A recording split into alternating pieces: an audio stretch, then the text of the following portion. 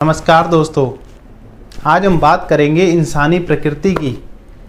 क्यों हर इंसान को ये लगता है कि जो उसे नहीं मिला वही बेस्ट है, बस वो मिल जाता तो ज़िंदगी संवर जाती। हम ये क्यों नहीं देखते कि जो मिला है वो कितना पर्याप्त है।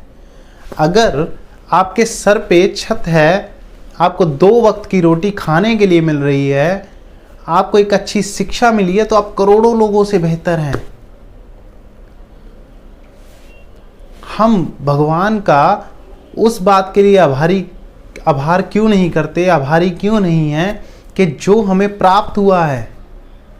और शायद बहुत सी चीज़ें, बहुतात उसमें वैसी हैं जिसके हम काबिल भी नहीं थे, जिनको वो नहीं मिली। कभी आप देखना कि शायद आप उनसे कम काबिल थे, तब भी आपको कुदरती वो मिली, चाहे आपके माँ बाप के द्वारा, चाहे कुदरती किसी और सोर्स के द्वारा।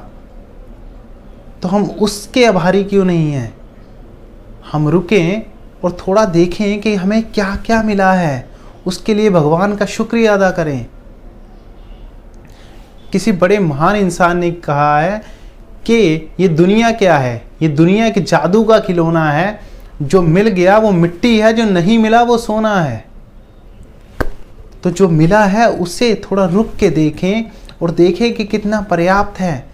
उसके लिए भगवान का शुक्रिया अदा करें।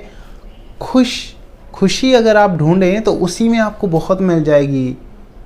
अगर आप नाखुश होना चाहते हैं तो बहुत से रीज़न है, और उसको आप पूरी ज़िंदगी ख़त्म भी नहीं कर पाएंगे। और आप देखें तो हम एक प्रायोरिटीज़ के बेसिस पे चलते हैं। हम भगवान, अगर आज भगवान हमें मिलें तो हमारे लिए वो लीस्ट प्रायोरिटी हैं।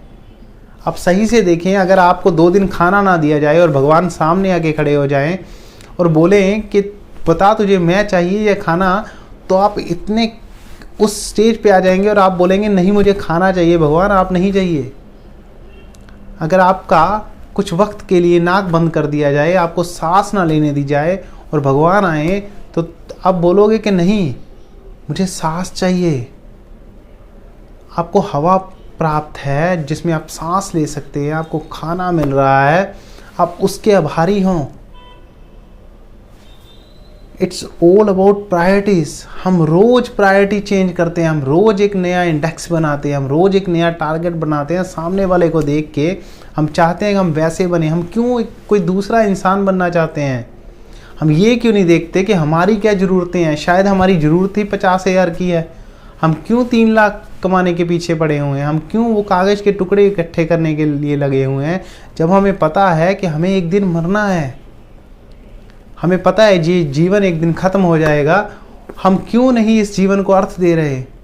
अगर वही 2 रोटी की बात है तो खाना तो हर जीव जंतु भी जुगाड़ लेता है। शाम को आप देखें तो कोई भी जीव जंतु खाना शाम को इकट्ठा कर ही लेता है, शायद भूखा ना सो। आप चूहे को देखें, आप कुत्ते को देखें, आप छोटे छोटे जीव जंतुओं को देखें, खाना तो वो भी जुगाड़ लेते हैं। तो अगर आपको इंसानी रूप मिला है, जिसको आपको इंसानी शरीर मिला है, जिसके पास उतनी बुद्धिमत्ता है कि वो कुछ इस ज़िंदगी को अर्थ दे पाए, तो हम क्यों नहीं उस तरफ जाते। पैसा कमाना शायद इतना कठिन नहीं है जितना इस दुनिया में हमने बना रखा है। अगर हम इस ज़िंदगी को अर्थ दें, कुछ उस एक सार्थक उद्देश्य की तरफ चले, तो पैसा अपने आप आ जाएगा।